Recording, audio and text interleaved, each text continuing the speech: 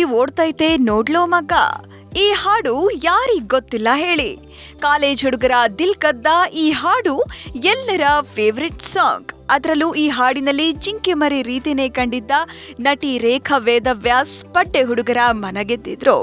ಸಪೂರ ಸುಂದರಿ ರೇಖಾ ವೇದವ್ಯಾಸ್ ಒಂದು ಕಾಲದಲ್ಲಿ ಬಹು ಬೇಡಿಕೆ ನಟಿ. ಹುಚ್ಚ, ಚಿತ್ರ, ತುಂಟಾಟ, ಹುಡುಗಾಟ, ಚೆಲ್ಲಾಟ ಸೇರಿದಂತೆ ಹಿಟ್ ಚಿತ್ರದಲ್ಲಿ ಮಿಂಚಿದ್ದ ರೇಖಾ ಈಗ ಗುರುತೇ ಸಿಗದಷ್ಟು ಬದಲಾಗಿದ್ದಾರೆ.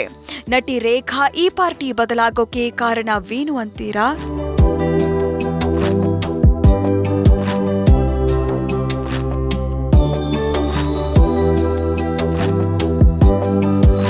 ಗೋಲ್ಡನ್ ಸ್ಟಾರ್ ಗಣೇಶ್, ಕಿಚ್ಚ ಸುದೀಪ್ ರಂಥ ಟಾಪ್ ಸ್ಟಾರ್ಗಳಿಗೆ ಹೀರೋಯಿನ್ ಆಗಿದ್ದ ರೇಖಾ ಬಹು ಬೇಡಿಕೆಯ ನಟಿಯಾಗಿದ್ರು.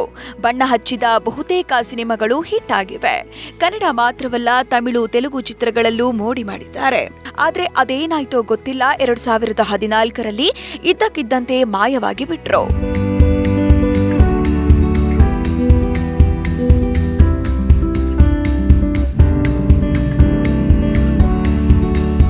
ಮಾಡೆಲಿಂಗ್ ಕ್ಷೇತ್ರದಿಂದ ಚಿತ್ರರಂಗಕ್ಕೆ ಬಂದು ಗೆದ್ದವರು ರೇಖಾ ವೇದವ್ಯಾಸ್. ವೈವಿಧ್ಯಮಯ ಪಾತ್ರಗಳಿಂದ ಕನ್ನಡಿಗರ ಹೃದಯ ಗೆದ್ದ ರೇಖಾ ದಕ್ಷಿಣ ಭಾರತದಾದ್ಯಂತ ಅಭಿಮಾನಿ ಬಳಗವನ್ನ ಸಂಪಾದಿಸಿದ್ರು. ಆದ್ರೆ ಇದ್ದಕ್ಕಿದ್ದಂತೆ ನಟಿ ಸಿನಿಮಾಗಳಿಂದ ದೂರ ಉಳಿದಿದ್ದಾರೆ. ರೇಖಾ ಈಗ ಎಲ್ಲಿದ್ದಾರೆ, ಹೇಗಿದ್ದಾರೆ ಅನ್ನೋ ಕುತೂಹಲ ಬಹುತೇಕರಿಗಿತ್ತು. ಈ ಕುತೂಹಲದ ಮಧ್ಯೆ ರೇಖಾ ಇತ್ತೀಚೆಗೆ ತೆಲುಗು ಶೋ ಒಂದರಲ್ಲಿ ಏಕಾಏಕಿ ಪ್ರತ್ಯಕ್ಷ ಕೂಡ ಆದ್ರು. ಆದ್ರೆ ಕಾರ್ಯಕ್ರಮಕ್ಕೆ ಬಂದಿದ್ದ ರೇಖಾ ಅವರನ್ನ ನೋಡಿ ಅನೇಕರಿಗೆ ಆಶ್ಚರ್ಯವಾಗಿದೆ. ಯಾಕಂದ್ರೆ ನಟಿ ರೂಪ ಗುರುತು ಹಿಡಿಯಲಾಗದಷ್ಟು ಬದಲಾಗಿದೆ.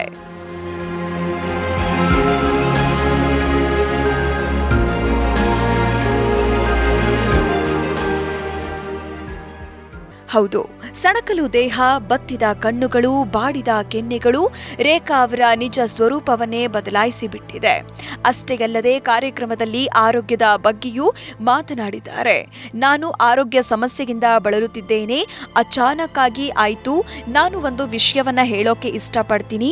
ಸಾಕಷ್ಟು ಜನ ಆರೋಗ್ಯ ಸಮಸ್ಯೆಯಿಂದ ಬಳಲುತ್ತಿದ್ದಾರೆ. ಅದು ಚಿಕ್ಕದಾಗಿರ್ಬೋದು ಅಥವಾ ದೊಡ್ಡ ಸಮಸ್ಯೆಯೇ ಆಗಿರ್ಬೋದು. ಯಾವುದಕ್ಕೂ ಹೆಚ್ಚು ಒತ್ತಡ ತೆಗೆದುಕೊಳ್ಳಬಾರದು. ಒತ್ತಡದಿಂದ ಆರೋಗ್ಯ ಸಮಸ್ಯೆ ಇನ್ನೂ ಗಂಭೀರವಾಗುತ್ತೆ. ದೇವರಲ್ಲಿ ನಂಬಿಕೆ ಇಡಬೇಕು. ಮೆಡಿಸಿನ್ ಕೆಲಸ ಮಾಡದಿದ್ರು ನಂಬಿಕೆ ಕೆಲಸ ಮಾಡುತ್ತೆ.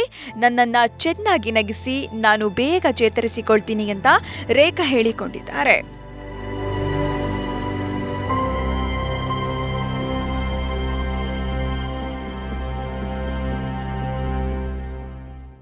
ಇನ್ನು ಮೂಲತಃ ಉಡುಪಿಯವರಾದ ರೇಖಾ ಸದ್ಯಕ್ಕೆ ಮುಂಬೈನಲ್ಲಿ ನೆಲೆಸಿದ್ದಾರೆ ಅಂತ ತಿಳಿದು ಬಂದಿದೆ.